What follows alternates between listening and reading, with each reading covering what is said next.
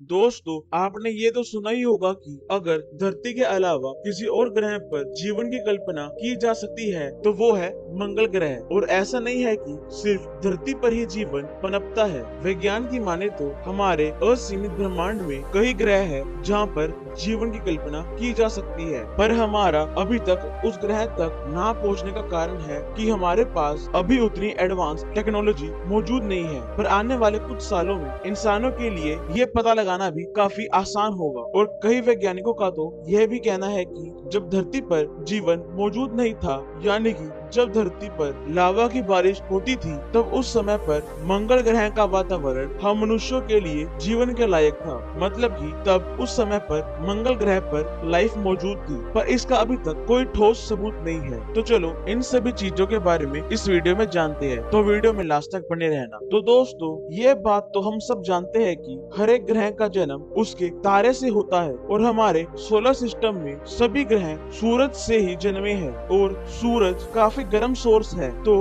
उससे जन्म लेने वाले सभी ग्रह एक समय पर तपते लावा की तरह थे। और जैसे कि किसी भी ग्रह के पास खुद की गर्मी नहीं होती, जिस करके उन्होंने धीरे धीरे ठंडा होना शुरू कर दिया, और ये प्रोसेस अरबों सालों तक यूं ही चलता रहा। और जैसे कि मंगल ग्रह काफी छोटा है, और ये ना ही सूरज के ज्यादा पास है और ना ही सूरज से काफी दूर है, इसलिए साइंटिस्ट की माने तो कभी न कभी तो मंगल ग्रह पर जीवन पनपा था। और वो वही समय था जब हमारी धरती अंगार की तरह तप रही थी, और दूसरी तरफ मंगल ग्रह पर अच्छे तापमान था, और वहाँ पर साफ पानी के सागर बह रहे थे। और तो और मंगल ग्रह पर पानी होने का सबूत तो हमारे मंगल पर भेजे जाने वाले यानों ने भी दिए हैं। और उस समय पर मंगल ग्रह के महासागर में बैक्टीरिया ने जन्म लेना शुरू करा, और हर ग्रह पर जीवन की शुरुआत बैक्टीरिया से ही होती है, क्योंकि किसी भी बैक्टीरिया को एक बड़े जीव में तब्दील होने में काफी लंबा समय लगता है। और मंगल ग्रह को उतना समय नहीं मिला, क्योंकि वहाँ पर प्रॉपरली जीवन पनपने से पहले ही वहाँ एक बड़ा सा उल्का पिंड आकर मंगल ग्रह की धरती से टकरा गया, जिसके परिणाम स्वरूप वहाँ पर एक ऐसी ऊर्जा बनी जो कि हजारों न्यूक्लियर बॉम्ब के ब्लास्ट के जितनी थी, जिसके कारण मंगल ग्रह का पूरा ऊपरी हिस्सा तबाह हो गया, जिसके कारण मंगल ग्रह पर मौजूद सभी बैक्टीरिया नष्ट हो गए। और फिर उसी के कुछ समय बाद एक उल्का पिंड हमारे धरती की तरफ भी बढ़ रहा था, और वो एक दिन अचानक से धरती से टकरा गया। तो वो जैसे ही धरती से टकराया, तो उस समय धरती दो हिस्सों में टूट गई, और उस दो टुकड़ों में से एक टुकड़ा तो ऐसा है जहाँ पर हम लोग बसते हैं और जिसे हम अर्थ के नाम से जानते हैं, और जो दूसरा टुकड़ा था वो टूटकर चांद बन गया। और इसीलिए हिंदू पौराणिक ग्रंथों में पृथ्वी को चांद की बहन कहा जाता है। और जिस प्रकार हम पृथ्वी को अपनी माता मानते हैं, उस करके चांद हमारा मामा लगा, तो इसी करके हम चांद को अपना चंदा मामा कहकर पुकारते हैं। और साल 2014 में जब नासा ने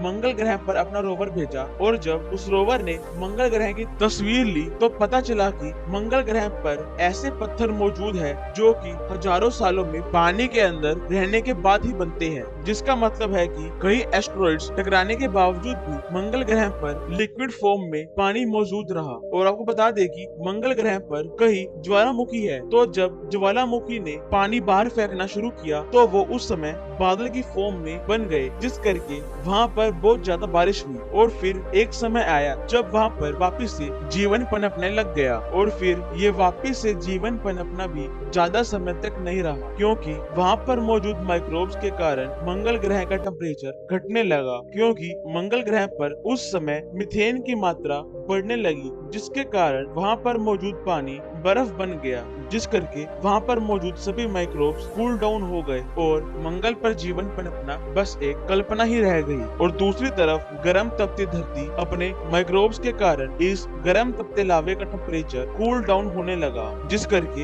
ये हमारे जीने के लायक बना। और इसमें हम चांद को नहीं भूल सकते, क्योंकि उसका भी धरती पर जीवन बनाने के लिए सबसे ज्यादा योगदान है। जैसे कि चंद्रमा का साइज काफी बड़ा है, जिस करके चांद धरती को अपनी एक तरफ झुकाए रखता है, जिस करके धरती पर सीजन्स बदलते हैं, और इन सीजन्स के बदलने के कारण ही धरती का टेम्परेचर जीवन के लिए सुटेबल बन गया, जिस करके वहाँ पर बैक्टीरिया के साथ साथ छोटे छोटे जीव भी पनपने लगे। पर तब उस समय धरती पर ओजोन लेयर नहीं थी, जिस करके वो सभी जीव जंतु पानी के अंदर ही रहते थे। पर फिर कुदरत ने अपना करिश्मा दिखाना शुरू किया और फिर हमारे अर्थ के एनवायरनमेंट में बहुत ज्यादा ऑक्सीजन जमा होने शुरू हो गई, जिस करके जब ये ऑक्सीजन हवा में ऊपर की तरफ उड़ती थी तो फिर सूरज की यूवी रेज के कारण ये ऑक्सीजन यूवी रेज के साथ मिलकर ओजोन लेयर बन गई, जिसके कारण उन जीव जंतुओं ने पानी से बाहर आना शुरू कर दिया। और ओजोन लेयर के बनने के कारण ही उसके कई सालों के बाद धरती पर डायनासोर्स ने जन्म लिया। तो दोस्तों, उम्मीद है कि आपको इन्फॉर्मेशन अच्छी लगी होगी। तो अगर आपको इन्फॉर्मेशन अच्छी लगी तो वीडियो को लाइक करना और चैनल को सब्सक्राइब करना। हम मिलते हैं आपसे नेक्स्ट वीडियो में, तब तक के लिए जय हिंद, जय भारत।